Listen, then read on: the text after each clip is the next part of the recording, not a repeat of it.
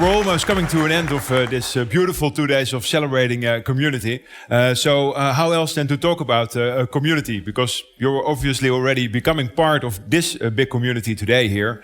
But Eric Ries would be the first to say Lean Startup is not the only methodology to innovate or to invent new products or start new companies. And the same goes for the communities. Lean Startup community is not the only community.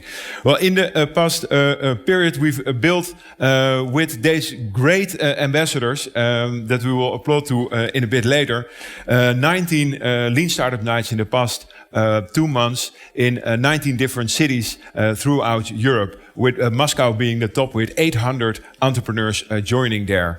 And we'll be doing those Lean Startup nights, like the mini versions of what we're doing today, throughout various other cities in the Middle East and Europe as well. So wherever you are from, we'll be there where entrepreneurs are. So it was very inspiring to do this in the past period, and we're definitely going to continue with that. And we'll see you in Munich, Copenhagen, or Madrid, for instance, in the coming period. So, going further to the community panel, I want to introduce a few people that run totally different communities in totally different target areas, and ask them to introduce their community each, and then we have a few theses to debate with them before we go to the actual community building, which is in the bar.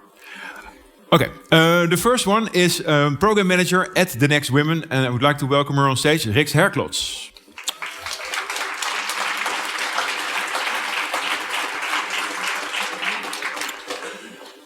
So, Rixt, if you could please introduce your community in one slide. Then we have the slide here. Yes? Yeah, of course. So I'm from The Next Women.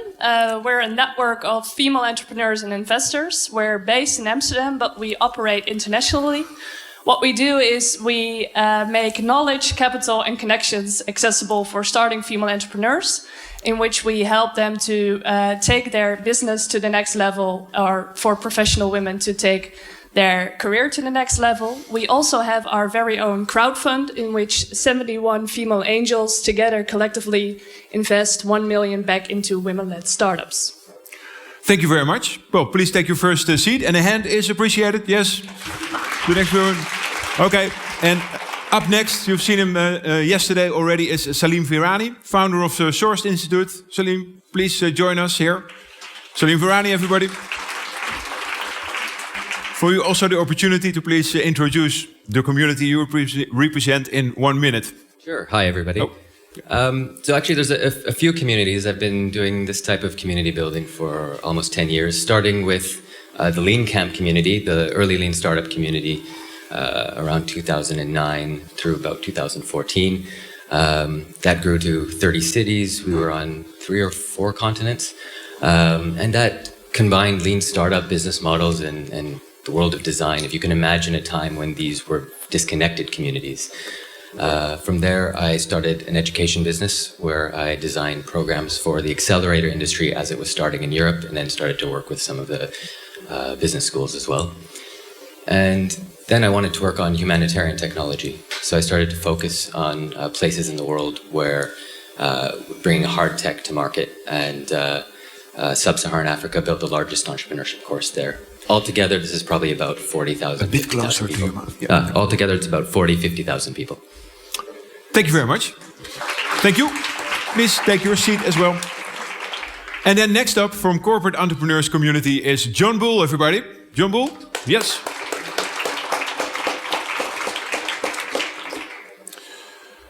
Also your 1 minute pitch. Thank you. Thank you, Thijs. Hi, everyone. John Buhl. I'm part of the corporate entrepreneur community. It's a new community. About a year and a half ago, Eric Ries, who you know, and Steve Ligori, who's a senior executive at GE, responsible for their FastWorks program. They got together and realized there's a missing piece to our ecosystem. We've got great content, great books, conferences, amazing conferences, coaching, consulting, community. You know, what can we do more to help with community? Yeah. Help community be more effective in our ecosystem. Even closer. Yes. In particular, very loudly. Helping community between large corporations trying to embrace lean principles. It's hard to do, and why do it alone? Find your peer network. And so we started. You can see our clients up there. Reach out to me afterwards. My contact information is up there if you want to learn more. My advice to you is lean startup, it's fascinating, it works, but it's hard. Find community both inside your company and outside your community to help you learn and help you give moral support on this tough journey. Thank you. Thank you very much, Jan. Please take your seat as well. And then our last member, Wybo Wijnbergen. One of the leading people in a community that I've been proud part of for the past years. We work. Applaud for Wybo, please. Here you go, Wybo. Thank you so much, Thijs. We work. We started 8 years ago in 2010. Currently, we have 225 buildings globally, 71 cities, 22 countries. And on a daily basis, 200,000 people come together in all our buildings. Actually, it's about sharing, connecting, bringing communities. So community teams in our buildings actually know everybody in each building and are really trying to make a connection between the different companies that are in the spaces. So it varies very much from startups, freelancers, all the way up to corporates. Currently, 30% of our memberships are based out of corporates. Some are in smaller teams, some are in really big teams, or actually just in one building. We provide the community and interaction for anyone building up innovation and accelerate your company. Thank you very much, Wybo. Please take your seat as well. Thanks. Okay, so we have three theses to discuss. And the first one is community is essential for experimental innovation. I would like to hear your opinion on that. Who would agree that community is essential to experimental innovation? Who wants to start? John? Yeah. Completely agree. It's hard to think of experiments and oftentimes have the confidence to do the bold experiments that you want to do. You might have a brand. It's expensive at times to run experiments, and you want to have sounding boards of people to give you the confidence to move forward with those experiments. And so to do it alone in isolation in a locked office, that does make sense. You need a network of experts and people who've been there. Okay. For sure. Any other opinions? Yeah, no, absolutely. And I would be surprised if any one of us actually disagrees. Right. Community is absolutely essential because you want to share and learn from each other, same as we all did today. We want to learn also about failures and meet those people that actually failed in life, in maybe multiple startups, and understand what made them fail. So we can actually become better as well. So it really is about experimental and meeting other people and share your knowledge. Salim, you want to give your take on that? Sure. I hope you disagree, by the way. I agree and I disagree. I mean, I think there are clearly cases where people are experimenting and they don't have a community around them. Right. There are other people who become leaders because of the experiments, because they were the only people to do that thing, and maybe a community then follows. And I see a lot of other cases where people are... Could you name an example of somebody who did it alone or without people around? There was, when you look at, say, the first ISPs in Ghana. Right. How do you figure out, like, the radio technology to connect two places is not designed for Ghanaian weather. And so a technologist has to figure that out, and that's a very lonely struggle. But eventually that same person ends up running an association or an industry. Right, starting a community, creating a new ecosystem. Okay. And there are cases there where you're struggling along the way and somebody else has the answer. And then I don't know if you'd call that a community, but certainly like the peer-to-peer stuff is something we use a lot as well. Thanks. Rixt, what's your opinion on it? Yeah, I agree with Salim as well. I think that there's, for the real pioneers, there's not necessarily a community there to help them. But what we see with a lot of our female entrepreneurs and our members is that they really thrive with being able to talk to experienced entrepreneurs, people that have gone through the mill before, and that can really, they can bounce ideas off of them. And so that's why, for instance, we started with hosting co-working days for those solo entrepreneurs to have a day where they have colleagues around them and people to talk to that are like-minded and that might bring new ideas to the table. Okay, thank you. Maybe we want to start with you with the next thesis. And so this next one is good community building starts with giving. So there's a lot being said about communities ever since the internet started and the world got more connected. But most times when corporates talk about communities, for instance, it's really about filling the marketing database, right? So I want you all to belong to my community, but it's not the same, really. So this thesis about good community building should start with giving.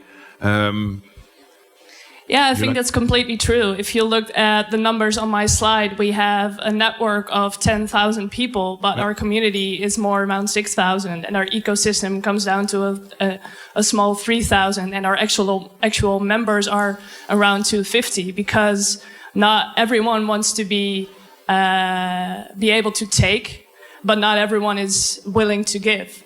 And we see that for real success, you need to first be able to give before you're starting to get. Cool. And what's the thing that you're giving first? What's the first initial thing when you become a member of the Next Women network?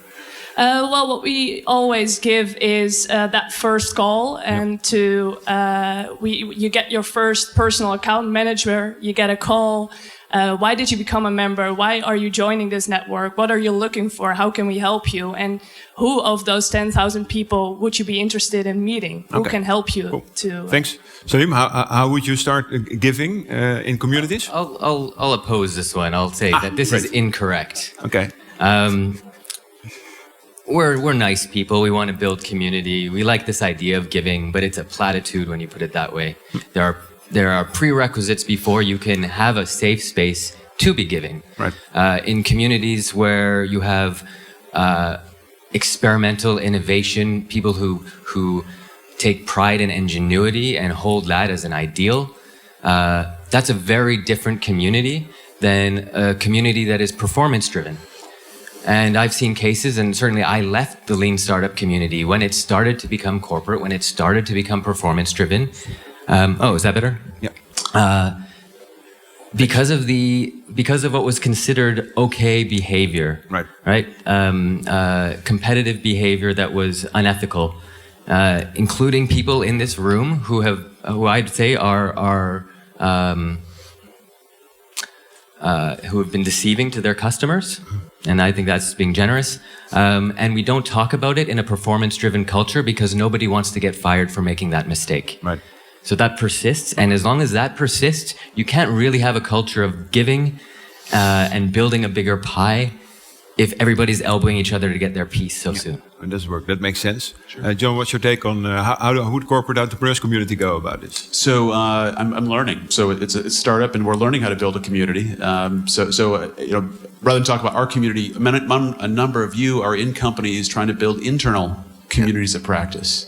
And many of our members are trying to do that. And again, you have maybe many hundreds of product owners and teams trying to embrace these principles. And it's tricky. And how do you bring those people together? How do you give them, how do you make them show up to the meetings and give them something of value so they start to share with one another? And I loved your stats of there's 100 people you want to get together, but really, 20 of them actually do the sharing. And I think that art of going from 20 to 30 to 40, growing that off that initial base is the trick.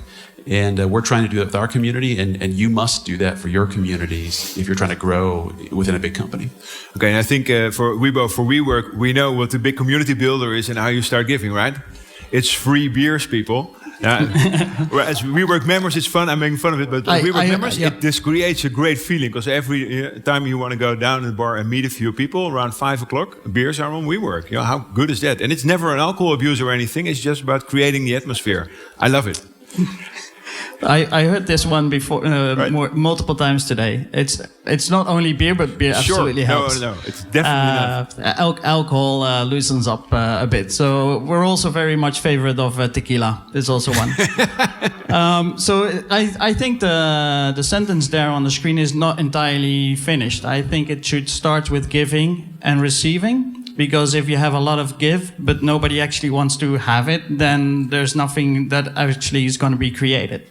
So community is absolutely something with like-minded people that really want to listen to each other, want to learn from each other, share knowledge, share failures, be vulnerable maybe sometimes even, but it's absolutely about human-to-human connection. So the more and more we're actually online, which is creating a misunderstanding between a lot of people and bringing people together and actually connect over a beer or a good coffee. That really, really helps and at the end creates community. Cool, thank you, Wybo. So, and then the last thesis, Silicon Valley can be copied anywhere, and that's elaborating a bit more than only community, it's the ecosystem, right? So, Silicon Valley can be copied anywhere. Is that not true, John? It's a good question. I think connecting people together is the art, and each area has their own skill sets and unique skills and characteristics and culture. I was talking to many of you earlier today that different parts of the world, I come from the US, but different parts of the world, different cultures, and different things that are acceptable and not, as well as different infrastructure, companies in the infrastructure and the environment. And so figuring out what's the right way to build a community in your area, in your region, or in your company, that's the trick. Silicon Valley works for Silicon Valley. Find out what works in your area, and what works for Amsterdam is the right thing. Thank you, Salim. Do you think Silicon Valley can be copied anywhere? No. I think that there's a recipe that works in Silicon Valley with Silicon Valley ingredients. Right. I think the mindset, as John mentioned, I've seen it when you go to look at an African engineering entrepreneur. It's very different, and it's very different from people who work in corporations. There's a different what you want to do at 8 p.m. every day changes how you run your life and how you make your decisions, and this needs to be taken into account. I think the useful thing to think about is, what are the successes where you are? What are the pieces of experience that you can find and put together, and then how can you build that up? How can you, rather than be the expert yourself, how can you become the conduit for those pieces of information and those people to meet each other? And how can you create a space for the people who succeed to give back? The big thing we did in London, and London, it's when I was working there, when I taught the masters at UCL, and in 2012, 10% of our students went on to the top programs in the US, which was a huge success for us. But it was also a bittersweet success because they left. And you have to be prepared that if you're good at creating an environment for fast growth things to come out of it, then they are going to outgrow you quickly, and you just have to let them go and let them stay a little farther next time, and be prepared with the right resources next time, and eventually you build up. Right. And now we see London, and we try and reverse engineer it from what we see now, but it's like looking at what's a cake coming out of the oven and piecing it apart and saying, oh, well, we'll try and recreate it from the pieces. And the ecosystem for the next women, that's also more than a community, right? There's a lot happening there. How do you go about creating locality in that? Well, what we always try to do is to get really some foot on the ground. So, for instance, we were active in France for the last 2 years. We were actually working on a large summit there in December 16, but then our person there decided to move on. So that was a setback for us, but we still had our large pitch competition there. We had a finale. The finalists came over to the Netherlands. We're now doing it in Tunis as well, actually this weekend. Cool. We have a large a group in London that's active, and we make investments in certain countries, and that's where we get some foot on the ground. Great, thank you. So, Wybo, maybe closing words for you, because Silicon Valley can be copied anywhere through WeWork, or? Yeah, I absolutely believe so. I think it can be copied anywhere. because it's a mindset. I don't think it's a specific area globally. It's about a mindset and how people actually interact with each other, and how we create a city or a certain area as a campus. That can be through WeWork locations, for example, in New York, where there's like 55 locations, and you can meet any startup you want to meet in any of those locations if you're a WeWork member. So there's maybe even more innovation within the WeWork communities than actually just that specific spot, Silicon Valley. Okay, thank you very much. I hope the audience, you all have had a nice chance to meet each of those communities and get a bit of an idea of the communities they represent. So a big hand for our community leaders, people. Thank you very much.